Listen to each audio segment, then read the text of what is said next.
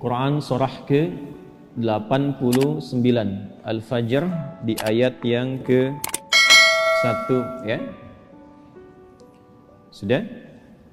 Sampai ayat 3. Bismillahirrahmanirrahim. Wal fajr walayalin ashr wasyaf'i wal watr. Tambahkan satu ayat lagi, wal laili idza yas. Baik, wal fajr, aku bersumpah demi waktu fajar. Di dalam Al-Quran kita temukan ragam sumpah yang langsung disampaikan oleh Allah Subhanahu wa ta'ala. Allah itu tidak bersumpah pun pasti yang difirmankan sudah penting. Dan sumpah itu ciri penegasan dan kesungguhan. Kalau dikaitkan dengan makhluk ada kesungguhan. Makanya kalau Anda ingin menguatkan sebuah pesan dan menunjukkan Anda serius, pakai sumpah ya. Besok ada ceramah Ustadz Adi di Masjid A. Wah, yang benar sumpah. Nah, dia. Nah, kata sumpah itu kan biasanya untuk menegaskan sebuah makna kan dan menunjukkan kesungguhan. Nah, Allah itu tidak bersumpah pun itu pasti sudah penting apa yang difirmankan. Apalagi kalau disertai dengan sumpah, maka pasti ada yang istimewa di dalamnya. Jadi kalau kita menemukan ayat dalam Al-Quran diawali dengan sumpah, ini menunjukkan pesan yang disampaikan di ayat itu tidak biasa, ada yang sangat penting, berbeda dengan pesan-pesan yang lainnya. Jelas sampai sini? Baik. Wal fajr, ciri sumpah pertama itu kalau ada di awal ayat. Ini secara umum ya. Dibuka dengan huruf waw. Ujung kalimatnya itu harakatnya kasrah. Sudah? Misal waw ketemu satu kalimat ujungnya kasrah. Wal fajri wal laili wasyamsi wadduha. Jadi setelah waw ada kalimat ujungnya kasrah. Nah itu diartikan wawnya sumpah. Qasam namanya, wawil qasam. Kalau sudah dibuka dengan seperti ini, artinya informasi yang disampaikan setelah huruf waw itu penting, tidak biasa. Wal fajr, aku bersumpah demi waktu fajar.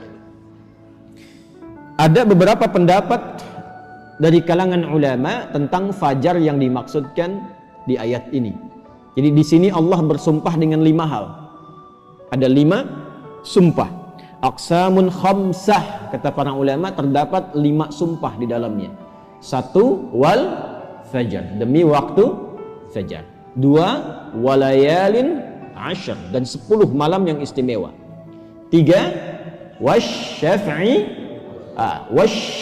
demi waktu genap. Kemudian 4 wal watr. 5 wal laili idza yasr. Ada 5 di sini disebutkan, menunjukkan ada 5 yang istimewa. Saking istimewanya dibuka oleh Allah Subhanahu wa taala dengan sumpah. Baik. 1 fajar. Secara cepat saja. Para ulama setidaknya menyebutkan secara umum ada 2 pemaknaan di kata fajar di sini. Yang pertama yang dimaksudkan setiap waktu fajar. Itu penting. Setiap waktu fajar dalam setiap hari. Jadi ada satu yang istimewa, waktunya di waktu fajar dari sekian perubahan waktu yang kita alami dalam sehari. Kan dari fajar nanti muncul ke pagi, pagi ke siang, siang ke sore, sore ke maghrib, maghrib ke malam kan. Nah dari perputaran waktu itu, di antara sekian banyak waktu, fajar itu istimewa. Karena itu Allah panggil kita untuk bisa menunaikan sholat di waktu fajar. Ya, hakikatnya bukan hanya sholatnya, ada waktu-waktu yang hanya dalam fajar itu yang nggak ditemukan keistimewaannya di waktu yang lain. Contoh, kita ambil ke ibadah ritual dulu. Salat di waktu fajar ini itu 2 rakaat sunnahnya saja. Sunnahnya, belum masuk ke fardunya. Itu nilainya disebutkan oleh Rasulullah SAW lebih baik daripada dunia dan seisinya. Raka'atul fajri khairum minad dunya wa ma fiha. Kalau Anda mampu menunaikan 2 rakaat fajar, itu yang dimaksud sunnahnya. 2 rakaat, tapi disebutkan kalimat fajarnya. Bukan zuhur, bukan asar, bukan maghrib, bukan isya. Dan dilakukannya sebelum salat fardunya untuk menunjukkan betapa pentingnya itu. Karena kalau orang tahu itu penting, pasti persiapan datang sebelumnya. Ya, Anda tahu di sini akan pengajian kan? Subuh kan? Subuhnya misalnya jam 4.35. Anda menjadikan pengajian itu sebagai hal yang prioritas. Kalau waktunya 4.35, datangnya jam berapa? Ada yang nginap, ada yang itikaf. Karena menjadikan itu penting. Kalau tak penting mungkin diabaikan. Nah, Allah menyatakan fajar itu penting. Jangan tinggal. Bahkan saking pentingnya, ada di antara hamba-hamba Allah yang menyiapkan waktu fajar itu bangun dari sebelumnya sampai warming up dulu.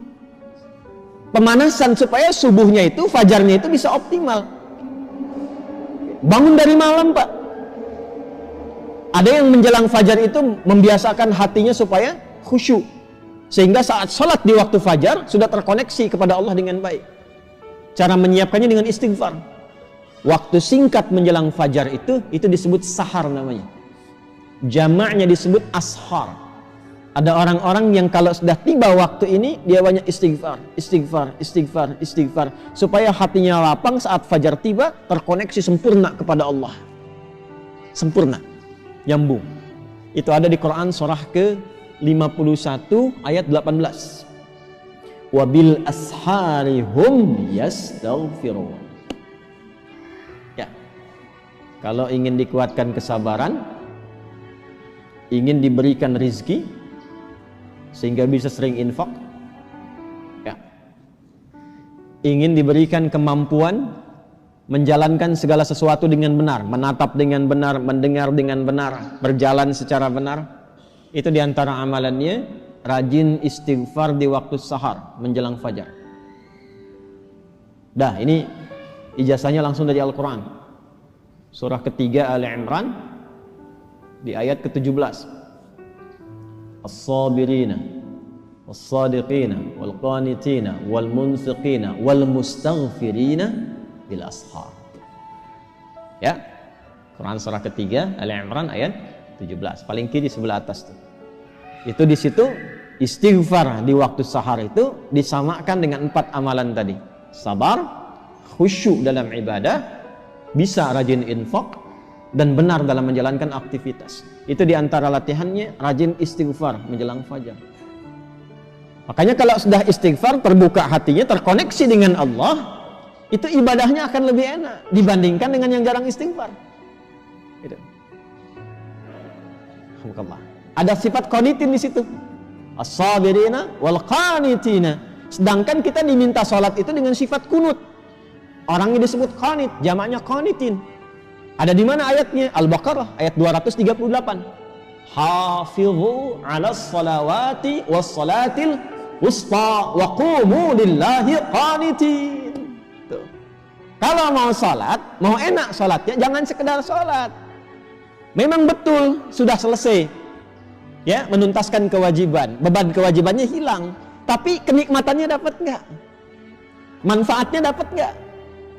Kalau ingin menikmati salat, ingin dapat manfaatnya, dapat ketenangan, terkoneksi dengan Allah, doanya cepat dijawab, maka khusyuklah dalam salat. Nah, di antara cara mendapatkan khusyuk itu istighfar.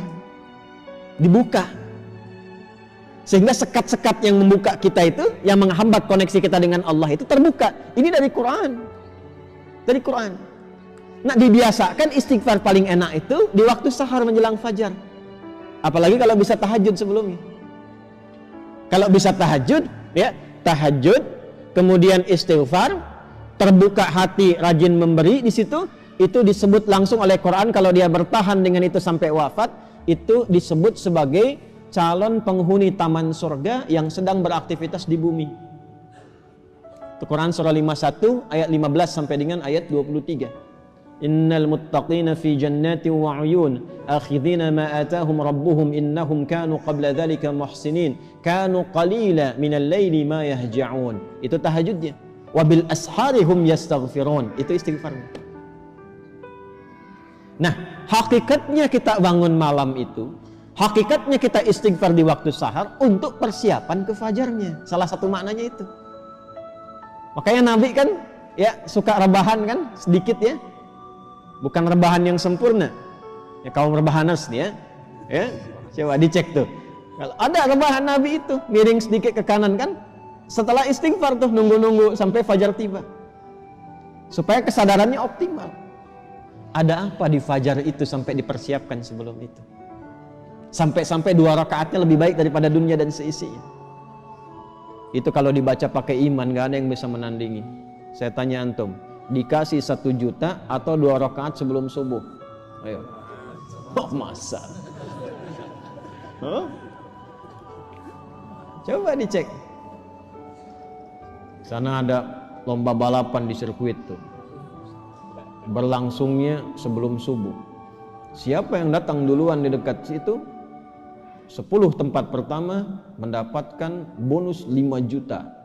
Cuma nontonnya dapat 5 juta. Tawaran kedua, datang ke masjid, tunaikan 2 rakaat sebelum subuh setelah adzan tiba, dapat dunia dan seisinya, lebih baik daripada dunia dan seisinya. Pilih mana? Nonton di sirkuit atau 2 rakaat sebelum subuh? Tuh, makin pelan jawabannya. Karena babnya iman, bukan akal. Akal yang dibimbing oleh iman itu lebih tajam nanti cara berpikirnya. Mampir lu aja ke masjid, ntar balik lagi ke sana. Berarti ada yang penting. Kalau antum ingin latihan jadi orang baik atau anak pengen jadi baik tuh, konsistenkan subuh. Kayak ulama tuh enggak banyak ceramah, enggak banyak cakap, bilang subuh aja, konsisten. 40 hari subuh terus, ya. Sering begitu kan ya? Nah, itu saya bahas ilmunya sekarang. Dan itu dari Quran. Makanya agak aneh kalau rajin ta'lim, rajin saling mencela. Salat kok menjadi saling menuduh. Orang salat itu bersih hati. Orang ta'lim itu bersih jiwa. Nah, cara memulainya fajar. Kenapa Allah bersumpah dengan fajar? Karena Allah menginginkan hambanya jadi baik. Itu pesannya. Nanti sifatnya beda dengan zuhur, beda dengan asar, beda dengan maghrib, lain dengan isya. Fajar itu pembukanya. Karena itulah saat fajar dipanggil, iman kita terpancar. Makanya saat tidur kalau dengar adzan, itu kan terpancar kan, sudah adzan. Dan sekelebat itu ada yang meminta kita bangun tuh. Allahu Akbar, bangun tiba-tiba dengar adzan. Itu yang terpanggil imannya. Ketika cahaya iman itu merespon suara adzan, itulah fajar namanya. Dari maknawinya. Dari segi waktu dia melatih keadaan kita jadi lebih baik, terkoneksi dengan Allah. Kalau sudah hatinya bersih, nyambung dengan Allah, doanya mustajab. Innallaha thayyibun la yaqbalu illa thayyiba. Kata Nabi demikian. Allah itu maha baik sehingga akan cepat menerima dari yang baik-baik. Hatinya sudah baik, sudah lapang, jauh dari maksiat, maka apapun yang dia minta dikabulkan oleh Allah Subhanahu wa taala.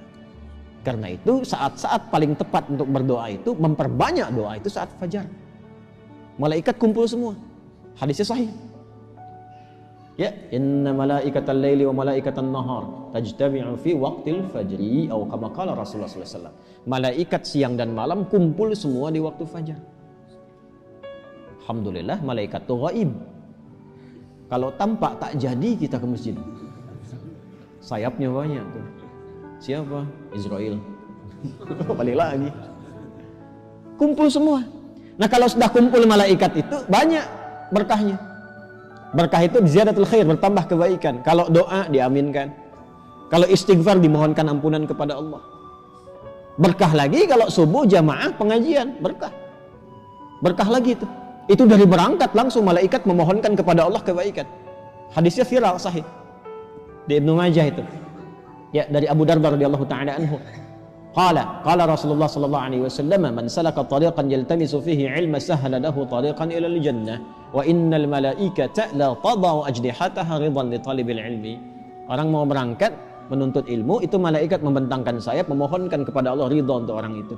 Berangkat dia ke masjid pas di waktu fajar, banyak sekali. Makanya kalau bapak ibu ke masjid waktu subuh nggak doa, rugi itu. Itu fajar.